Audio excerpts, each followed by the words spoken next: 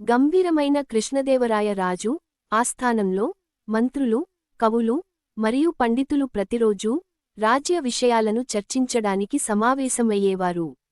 ఒకరోజు ఒక విదేశీ పండితుడు కృష్ణదేవరాయ రాజు ఆస్థానాన్ని సందర్శించాడు. అతను ఆ రాజ్యం గొప్పతనాన్ని మెచ్చుకున్నాడు.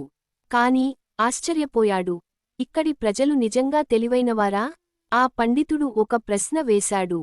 ఇక్కడ ఎవరైనా మీ శక్తివంతమైన రాజ ఏనుగును తూకం వేయగలరా, త్రాసు ఉపయోగించకుండా అని? ఆ న్యాయస్థానం మౌనంగా ఉంది. అప్పుడే తెనాలి రామకృష్ణ ప్రశాంతమైన చిరునవ్వుతో ముందుకు వచ్చి, నేను మీ సవాలును స్వీకరిస్తున్నాను అని అన్నాడు. తెనాలి రామకృష్ణ రాజును, పండితుడిని మరియు సభికులను సమీపంలోని నదికి నడిపించాడు. నది ఒడ్డున ఒక పెద్ద చెక్క పడవ వేచి ఉంది.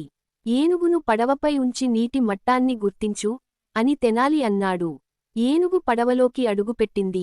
పడవ మునిగిపోయిన చోట ఒక గీత గీశారు. తరువాత తెనాలి, ఇప్పుడు ఏనుగును తీసివేసి నీరు అదే గుర్తును తాకే వరకు పడవను రాళ్లతో నింపండి అని అన్నాడు. విదేశీ పండితుడు రాళ్ల బరువును లెక్కించి నోట్ చేసుకుంటాడు.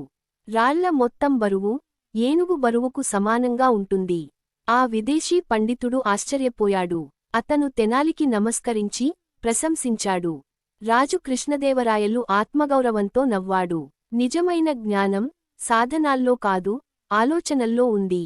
తెలివితేటలు గొప్ప నిధి అని తెనాలి రామకృష్ణ నిరూపించాడు.